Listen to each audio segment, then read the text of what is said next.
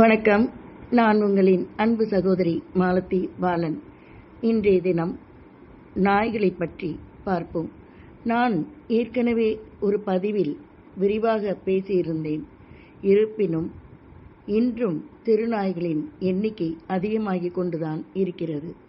நாய் வளர்ப்பவர்களுக்கும் டாக் லவர்ஸ்க்குமான பதிவு இது. நாய்கள் நன்றியுள்ளவை, சிறந்த காவல்காரன், அன்பானவன். இதை யாரும் மறுக்க முடியாது. ஆனால் இவற்றினால் மனிதர்களுக்கு ஏற்படும் ஆபத்துகளை புரிந்து கொள்ளுங்கள்.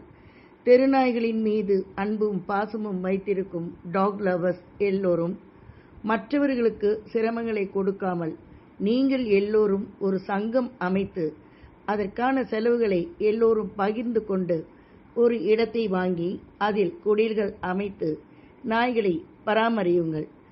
உங்களை யாரும் வேண்டாம் என்று தடுக்க மாட்டார்கள். பச்சிளம் குழந்தைகளை கடித்து அவர்களை சிரமத்திற்கு உள்ளாகி மரண படுக்கையில் போடும் கொடுமைகளை செய்ய வேண்டாம்.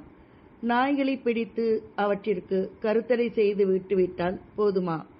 அவைகள் மற்ற தெருநாய்களுடன் மீண்டும் வாழும்போது இதில் ரேபிஸ் உள்ள நாய்கள் எத்தனை என்பதை நீங்கள் தெரிந்து கொள்வீர்களா?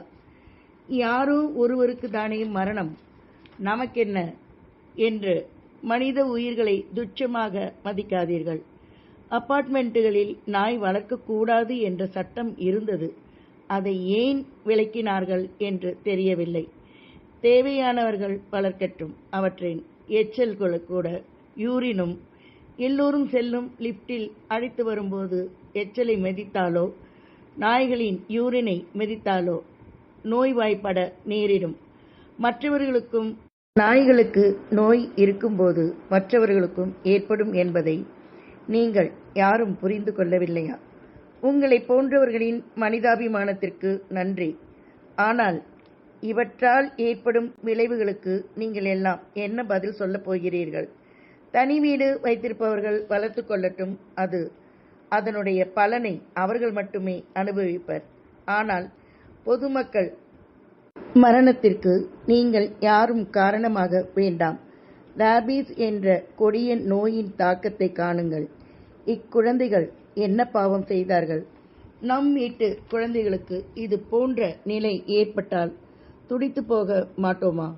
எந்த உயிரும் உயிர்தான். ஆனால் இங்கே மனித உயிர்கள்தான் மலிவாக போய்விட்டது. அரசாங்கம் மட்டுமே இதன் தலைவலியை ஏற்றுக்கொள்ள முடியாது. ஒவ்வொரு மனிதருக்கும் இதற்கான பொறுப்புகளை ஏற்றுக்கொள்ளதான் வேண்டும். இந்நோய்க்கு இதுவரையிலும் மருந்துகள் கிடையாது. கொரோனா, கேன்சர், பாம்பு கடி, இதை விடவும் கொடூரமானது இந்நோய். இது வந்துவிட்டால் மரணம் மட்டுமே. எந்தவிதமான இதற்கு மருந்தும் இதுவரையிலும் கிடையாது என்பதை புரிந்து கொள்ளுங்கள். இதோ இந்த காட்சிகளை பாருங்கள். இந்த விலங்குகளின் பெரியர்களுக்கு இது போன்ற சம்பவங்கள் நடந்தால் விட்டுவிடட்டும். பாவம், இதற்காக அழுகிறார்கள், துடிக்கிறார்கள்.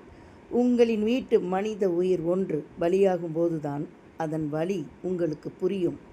இப்படிப்பட்டவர்களை நாம் கொண்டாட வேண்டிய அவசியமில்லை. நாட்டு மக்களின் உயிருக்கு நீங்கள் என்ன உத்தரவாதம் கொடுக்கப் போகிறீர்கள்?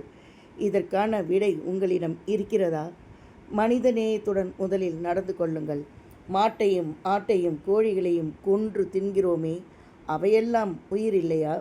தெருநாய்களால் இத்தனை மனித உயிர்கள் பறிபோகும்போது அந்த உணர்வு உங்களுக்கெல்லாம் கிடையாதா? இல்லை, இதை ஒரு நாகரிகம் என்று நினைத்து கொண்டு செய்கிறீர்களா? நிச்சயமாக அரசாங்கம் எடுக்கும் கடுமையான சட்டங்களுக்கு அடிபணிந்துதான் ஆக வேண்டும்.